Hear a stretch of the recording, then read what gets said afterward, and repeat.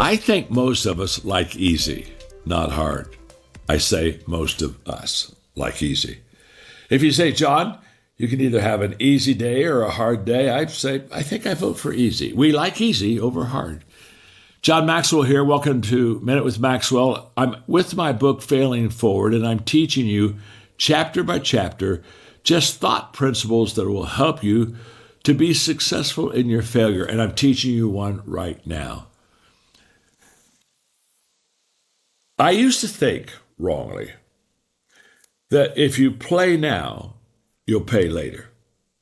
Or if you pay now, you'll play later. In other words, I always thought that what you did in the early years, the opposite would happen in your later years. So if you pay now, if you work hard today, there'll be a day when you play, when life gets easier, life gets better. You have your house on top of the mountain. I can tell you that's not true. When it comes to failure, it's never easy to overcome it, and it's never natural to take a risk. But let me explain to you what happens.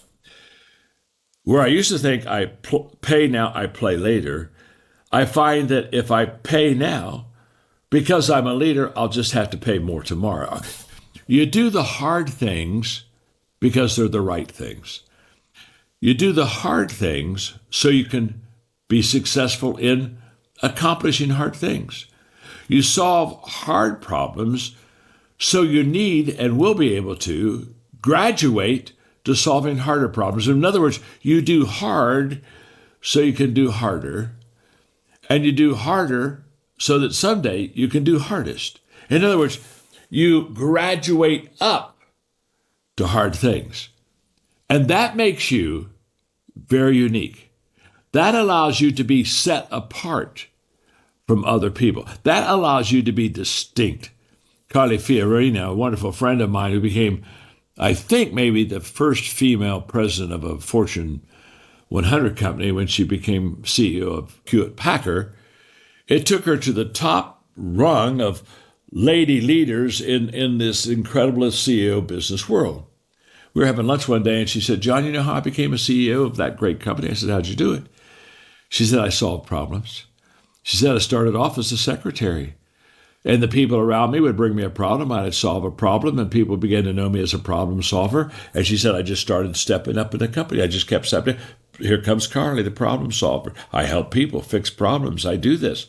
And she said, I learned to take people's bad experience and turn it into something that was profitable, helpful, and would allow them to grow and be successful.